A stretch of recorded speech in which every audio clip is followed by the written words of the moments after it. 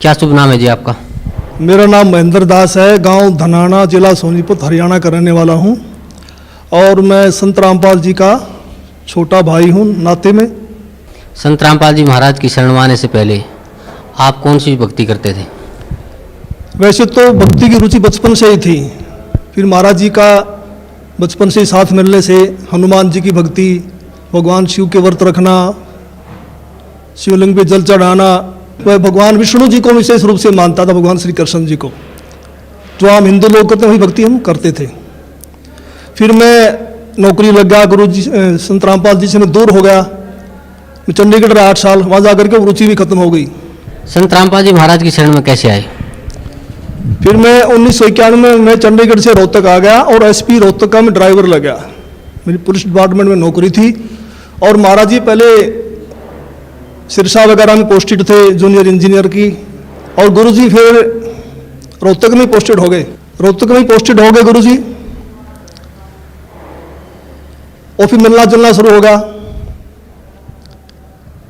और गुरुजी lunch time में मेरे पास रोजाना आते थे, लगभग 4 महीने लगातार आए और सत्संग की, भक्ति की बातें बताने लगे कि भक्ति करनी चाहिए, भक्ति से दुख दूर होते हैं, सुख मिलता है, मोक्ष मिलता है। लेकिन मेरी रुचि विशेष नहीं थी और मैं महाराज जी को मना भी नहीं कर सकता था कि मेरे पास क्यों आए हो, क्यों बड़े भाई साहब थे। तो मैं अंदर से दुखी बहुत था कि रात को ड्यूटी करते हैं, दिन में ये आगे बैठ जाते हैं। लेकिन एक दिन मैंने कह ही दिया कि भक्ति में कुछ नहीं रखा, काम करो और बच्चों का पालन पोषण करो, इससे बड़ी कोई भक्ति नहीं है। फिर गुरु जी ने धीरे धीरे आना बंद कर दिया। फिर मेरे जीवन में एक ऐसी घटना घटी, 1992 की बात है, कि मैं एक DIG को लेकर के मधुबन गया हुआ था, पुलिस ट्रेनिंग सेंटर के अंदर। रात को वहाँ ठहरे, मैं सुबह सोकर उठा तो मैंने देखा, मैं चारपाई पर लेटा हुआ, मेरी आंखें खुल गई। तो लेटे लेटे मैं क्या देख रहा हूँ कि मेरे पैरों की तरफ उस मकान यानी कमरे में 2 खिड़कियाँ थी। एक खिड़की में महाराज जी कम से कम 8-10 फीट ऊपर आसमान में बैठे हैं। वो सीन मुझे आज तक याद है। काले रंग के चश्मे लगा रखे थे, लाइनिंग वाला शर्ट, काली पैंट, और ऐसे बैठे हैं जैसे पद्मासन होता है, हाथ जोड़कर। तो संत रामपाल जी की तरफ 2 पैर दिखाई दे रहे हैं, घुटने से नीचे बिल्कुल लाल रंग के, जैसे सूर्य सुबह निकलता है। तो मैं देख कर डर गया। मैंने अपनी घड़ी देखी, द्वार पे एक घड़ी लगी हुई थी, उसको देखा भी 7 बज गए हैं। दूसरी खिड़की से देखा तो शहतूत का पेड़ है, चिड़िया बैठी हैं। लेकिन मैं ये सीन क्या देख रहा हूँ, कम से कम 5 मिनट मैंने सीन को देखा। तो मैं डर गया कि मैंने समझा कि भाई कहीं गुरुजी मर गए हैं, उनकी आत्मा मुझे मिलने के लिए आ रही है। उस समय फ़ोन भी नहीं थे, मैं DIG को बोल भी नहीं सकता था कि मेरा भाई मर गए हैं। तो मैं बहुत चिंतित हो गया। हम 1 बजे मधुबन से रोहतक के लिए चले, हम लगभग 3 बजे वहाँ पहुँच गए। मैं गाड़ी खड़ी करके सीधा मकान पे गया, गुरुजी के मकान के ऊपर। तो जाके मैंने देखा गुरुजी ठीक ठाक मिले, मन में शांति हुई। तो गुरुजी ने पूछा भी कैसे आना हुआ आज दिन में, कैसे टाइम मिल गया। तो मैंने घटना के बारे में बताया। मैंने कहा जी मैंने तो ऐसे ऐसे एक घटना देखी सुबह सुबह, मैं डर गया कहीं आप मर ना गए हो। तो महाराज जी ने कहा कि मेरे स्वरूप में कबीर परमेश्वर आए थे और अब आपको भक्ति मिल जाएगी। तो मैंने कहा जी मैं तो ड्रिंक्स वगैरह कर लेता हूँ, वो छूटती नहीं, भक्ति कैसे करूँगा। तो गुरुजी ने कहा जा, आज के बाद नहीं पिएगा। तो उनके एक शब्द से ऐसी दीवार खड़ी होगी कि आज 1992 की बात है, आज 2013 हो गया, यानी लगभग 21 वर्ष हो गए। वो आज तक मैंने शराब को छुआ तक नहीं है। तो उसके बाद गुरुजी ने अपने गुरुजी से मुझे नाम दिलवाया, संत राम देवानंद जी महाराज से। उस समय गुरुजी को आज्ञा नहीं थी नाम की। मैं भक्ति में ज़रूर लगा, क्योंकि महाराज जी बताते थे कबीर साहब पूर्ण परमात्मा हैं, इनसे सबसे ऊपर हैं। तो मैंने उनको उदाहरण दिया कि पुलिस में तो ऐसे होता है। उस समय पुलिस वाले बहुत नाजायज़ किया करते। कोई कहता मैं फलांगा सिपारसी हूँ, उसको पकड़ लिया तो उसकी कुटाई कर देते थे। फ़ोन आता छोड़ देते, हमें नहीं पता जी आपका था। कहीं ऐसा ना हो कि ये नीचे देव देवता हमें कूट दें और जब तो कबीर साहब ऊपर से आए। लेकिन मैं लगा जरूर रहा, लेकिन विशेष विश्वास नहीं था भी कबीर साहब पूर्ण परमात्मा है। तो महाराज जी ने कहा कि आप ये नाम जपते रहो, इन नाम से आपका विश्वास हो जाएगा। तो फिर 1994 में गुरु जी को आज्ञा होगी नाम की। फिर महाराज जी ने दोबारा से हमारे को नाम दिए, फिर सार नाम दिया। मैं भक्ति में लगा रहा, लेकिन कबीर साहब के बारे में मैं पूछता था कि वेदों में दिखाओ, गीता जी में दिखाओ, तो महाराज जी कहते समय आने तो सब कुछ दिखाऊंगा मैं, अब ये करते रहो। तो फिर ऐसी घटना घटी कि एक दिन मैं सोया हुआ था और मेरी आत्मा निकल के ऊपर ब्रह्मांड में चली गई, बहुत ऊंचाई पर।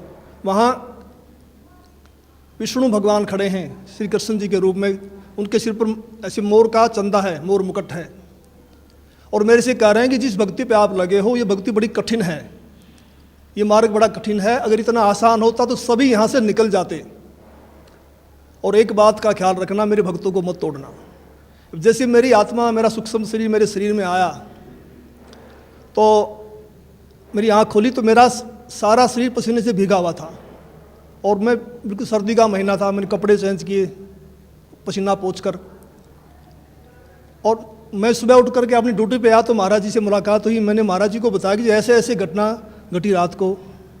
तो महाराज जी ने कहा कि आपको विश्वास नहीं हो रहा था कबीर साहब के बारे में, और आप कृष्ण जी को ज़्यादा मानते थे, इसीलिए कृष्ण जी के मुख से ही आपसे कहलवा दिया गया है कि ऊपर और शक्ति है और रास्ता है। तो उस दिन के बाद मैंने पीछे मुड़ के नहीं देखा, और फिर मैं सही ढंग से भक्ति करने लगा।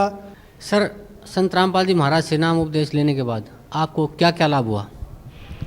पहले मैं सांसारिक लाभ बताऊंगा आपको, खासकर शरीर के लिए। जब मैंने गुरु जी को गुरु धारण कर लिया और मैं भक्ति करने लगा, लगभग 1999 की बात है, उस समय मेरी आयु 41 वर्ष थी, 41 ईयर, और अब मेरी 55 साल की हो चुकी है, 55 ईयर्स ओल्ड।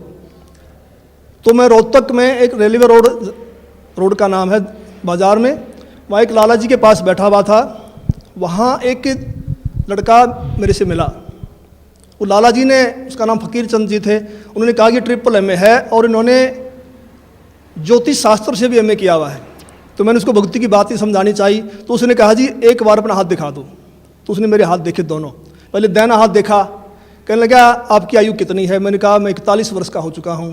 तो उसने कहा आपके भाग्य में लिखा है 40 वर्ष से लेकर 45 तक बिल्कुल बेड के ऊपर बीमार अवस्था में लेटना, और आपको फला फला बीमारी लगेंगी। फिर मैंने कहा मैं तो 41 का हो चुका हूँ, मुझे तो कुछ भी नहीं है। कहने लगा 1 साल का धोखा भी हो सकता, आपको ज़रूर होगा।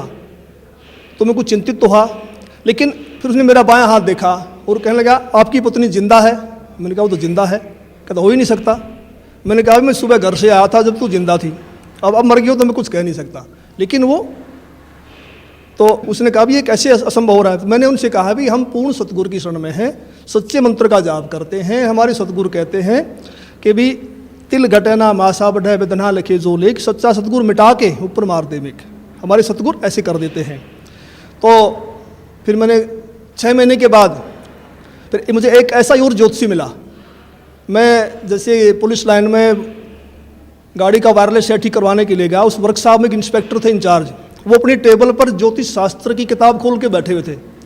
मैंने उनसे वही प्रश्न किया भी इसमें क्या रखा, भक्ति करो ना सच्चे नाम की। डिस्कस हुई हमारी। उसने कहा भगत जी ऐसी बात नहीं है, ये पूर्व जन्म के लेख होते हैं, भक्ति अलग चीज़ है, ये भी सत्य होते हैं। तो उसने मेरे फिर हाथ देख लिए, मेरे जो बातें उसने बताई थी वही बातें उसी ने दोहराई। तो फिर मैंने गुरु जी से प्रार्थना की, मैंने कहा जी ऐसे ऐसे बताया दो ने। तो संत रामपाल जी कहने लगे कुछ नहीं होगा, परमात्मा लेखों को मिटा देता, भक्ति करो। तो संत रामपाल जी की दया से, इनकी सच्ची भक्ति से उस पीरियड के दौरान मेरे को जुकाम तक नहीं हुआ, बुखार तक नहीं लगा। और आज मैं 55 वर्ष का हो चुका हूँ, मेरी पत्नी भी जिंदा है। और मेरी जो घरवाली थी उनका नाम राजबाला है, और वो भक्ति में विशेष रुचि नहीं रखती थी, वो किसी को भी नहीं मानती थी, बस अपने काम धंधा करती थी। तो एक बार 2004 की बात है, उसकी दोनों उंगलियां सुन्न हो गई दाहिने हाथ की। वो मेरे से कहने लगी मुझे दिखा नहीं तो हाथ सूख जाएगा। को पड़ोस के कह रहे थे एक हाथ सूख गया, ऐसे ही बीमारी लग गई थी। तो मैं रोहतक में रेडियो स्टेशन के पास गुप्ता जी हैं डॉक्टर हड्डियों के, उनके पास उनको लेके गया। उन्होंने बताया कि उसकी ये गर्दन के पास नसें होती हैं, नस दब गई है। तो उन्होंने एक्सरे लिया, दवाई दे दी, 2 महीने इलाज चलता रहा, कोई फ़र्क नहीं पड़ा। तो मैंने अंदर गुरुजी से प्रार्थना की, संत रामपाल जी से भक्ति करते समय कि गुरुजी अगर ये हाथ सूख गया तो बुढ़ापे में हम तो रोटी बगैर भी रह जाएंगे, परेशान होगी, को दया करो। तो जैसे मेरा ध्यान लगा हुआ था, सुमन करते करते वैसे आंख बंद हो गई। तो मुझे गुरुजी खड़े दिखाई दिए और कहा कुछ नहीं होगा बेटा, ठीक हो जाएगी। तो मैं कुछ दिन के बाद ड्यूटी से छुट्टी लेकर घर गया। मैंने उससे पूछा भी आपकी उंगलियां ठीक होगी? उसने कहा वो तो ठीक होगी। मैंने कहा ये गुरुजी ने की है, मैंने प्रार्थना की थी। कह लगे नहीं मैं तो दवाई से ठीक हुई हूँ। तो मुझे बड़ी निराशा हुई। तो कुछ यानी 2005 में उसके दाहिने पैर में बहुत जोर का दर्द शुरू हो गया। मैं उसी डॉक्टर के पास फिर लेके गया, गुप्ता जी के पास। गुप्ता जी ने फिर एक्सरे किया, फिर कहा भी रीढ़ की हड्डी की नस दब गई है, इसलिए उससे पेन है। उसने दवाइयाँ दे दी 1 सप्ताह की। मैं दवाई दिलवा करके बरवाला में सत्संग चल रहा था गुरुजी का, उसमें आ गया। तो उसने फ़ोन करवाया चौथे दिन, कह लगी मुझे कोई आराम नहीं है और मैं तो मर रही हूँ, तो तू सत्संग में धक्के खाता फिर रहा है, क्या रखा है सत्संग में, आ करके मुझे दवाई दिलवा। तो मैं गुप्ता जी के पास गया वहाँ, उसका रिकॉर्ड लेकर के। गुप्ता जी ने कहा भी अब तो इसका ऑपरेशन होगा और कोई इलाज नहीं है। तो ऊपर से इलेक्शन थे हरियाणा में 2005 फरवरी में। तो मैंने कहा जी 1 सप्ताह इलेक्शन का, हमें छुट्टी नहीं मिलेगी, आप ऐसा कर दो, ऐसे इंजेक्शन लिख दो, कितने ही महंगे हैं, जो 10 दिन निकाल दें, फिर मैं ऑपरेशन करा लूँगा। तो उन्होंने इंजेक्शन लिख दिया। मैं दवाई लेकर के पुलिस लाइन में जाके अपने बॉक्स में रख दिए। सुबह ड्यूटी करके फिर जाऊँगा घर। तो मैं रात को 2 बजे उठा, तो मुझे बड़ी वही चिंता हो गई भी क्या होगा, तो बड़ी रो रही है, बड़ी तकलीफ है उसको। तो मैं भक्ति करके सुबह का नित्य नियम करके अपने सुमन करके मैं दोबारा सो गया। और सोते समय मैंने प्रार्थना की कि हे परमेश्वर, हे गुरुदेव, ठीक तो आप ही करते हो, अब की बार ठीक भी करो और ये एहसास करवाओ कि आपने ही किया है, करने वाले तो आप ही हो। तो मैं ड्यूटी करके शाम को 5 बजे घर गया। तो वो अपने काम धंधे में लगी हुई थी। मैंने उससे पूछा भी मैं तो 1000 रुपये की इंजेक्शन ले यार, तू ठीक है तो फ़ोन कर देती, इन दवाइयों को मैं वापस कर देता। तो उसने कहा मैं तो ठीक होगी। मैं कैसे हुई? कहने लगी मैं सारी रात रोती रही, 3 बज गए, मैं दीवार के ऐसे कमर लगा के रो रही थी। तो मुझे गुरुजी दिखाई दिए, मेरी आंख बंद हुई कुछ सेकंड के लिए। तो गुरुजी ने ऐसे हाथ किया, ठीक हो जाएगी बेटी, कोई बात नहीं। कहता उसी समय मेरा रोग बिल्कुल ख़त्म हो गया। तो फिर मैंने कहा आप तो भक्ति करेगी ना? कहने लगी हाँ अब करूँगी। तो आज तक उसको दर्द दोबारा नहीं हुआ है। और अनेक गुरुजी ने हमें सुख दिए। सबसे बड़ा तो मानसिक सुख होता है, मानसिक शांति, वो हमारे को संपूर्ण रूप से मिली हुई है। एक दिन संत रामपाल जी करनाल के अंदर एक भगत के घर गए हुए थे। सतगुरु जी ने 3.5 घंटे के लगभग सत्संग किया। जब चलने लगे तो एक औरत ने, जो काफ़ी बुजुर्ग थी, कोई 65 साल के करीब उनकी उम्र रही होगी, उन्होंने कहा कि जी मैं आपसे कुछ बात करना चाहती हूँ। तो गुरुजी ने कहा ठीक है पूछो। तो उसने कहा जी आपने जैसे सत्संग समाप्त किया तो आपके ऊपर से कमल के फूल पर बैठा हुआ सफ़ेद परमात्मा निकल के गया है, मानव सदृश, और मैं कमल की पंखड़ी को बहुत दूर तक देखते रही ऐसे। तो संत रामपाल जी ने कहा फिर आपकी क्या सलाह है नाम लेने की? तो उसने कहा मैंने तो गुरु बनाया हुआ है राधा स्वामी व्यास से, और मैं तो मंदिरों में भी जाती हूँ, देवताओं की पूजा भी करती हूँ। तो महाराज जी ने कहा देखो उनके फूटे भाग, ये सच्चाई को देखकर भी नहीं मान रही हैं। तो फिर हम चल पड़े। उस समय गुरु जी के पास सुमो गाड़ी होती थी, हम दिल्ली साइड में जा रहे थे। मैंने महाराज जी से प्रश्न किया कि महाराज जी परमात्मा का भी अजीब खेल है, जो ढूंढ रहे हैं उनको दर्शन नहीं दे रहे, और जिनको दर्शन दे दिए, जो इनको प्रकट होके बता गए, वे इसको मान नहीं रहे कि परमात्मा की क्या लीला है। तो महाराज जी ने कहा ये बुद्धि से परे का विषय है और इसको आप नहीं समझ पाएंगे। फिर मैंने कहा जी बताओ, दया करो। तो संत रामपाल जी ने बताया कि ये औरत 600 वर्ष पहले जब कबीर परमेश्वर आए थे उनकी शिष्या थी। इन्होंने लगभग 5-6 महीने भक्ति की, फिर इन्होंने नाम छोड़ दिए। उसी प्रथम मंत्र के प्रभाव से इसको मानवश्री मिलते आ रहे हैं, भक्ति में रुचि है। अब ये समझ रही है कि जो मेरे को छोटा मोटा लाभ मिल रहा है ये देव देवता या मेरा पुराना गुरु दे रहा है, जो उन्होंने बनाया हुआ है, उस डर के मारे नहीं छोड़ना पा रही। तो मैंने फिर प्रश्न किया कि महाराज जी मैंने तो ये पूछा है कि इनको दर्शन क्यों दिए? तो गुरु जी ने कहा, संत रामपाल जी बोले कि परमात्मा किसी की उधार नहीं रखता, ये कल को मरेगी, नरक में जाएगी, वहाँ उसको बड़ा कष्ट होगा। जब आत्मा रोती है तो परमात्मा को आना पड़ता है, मन के नहीं सुनता परमात्मा। तो फिर ये आत्मा वहाँ सवाल करती है कि जी आपकी भक्ति का हमें ज्ञान नहीं था, हमने भक्ति तो बहुत की। तो वहाँ परमात्मा ये सीनरी दिखाएंगे, ये सारी फिल्म दिखाएंगे कि 3-3.5 घंटे मैंने सत्संग सुनाया, आप क्या भक्ति कर रहे हो, इसका क्या लाभ है, मेरी भक्ति क्या है, और जाते समय दर्शन दे दिए। तो परमात्मा ने अपने सिर से भार उतार दिया, पर ये आत्मा बोल नहीं पाएगी, चुप हो जाएगी। तो मेरा भगत समाज से यही बार बार निवेदन है कि ऐसा मौका बार बार नहीं आता, तो संत रामपाल जी की शरण में आकर के अपना आत्म कल्याण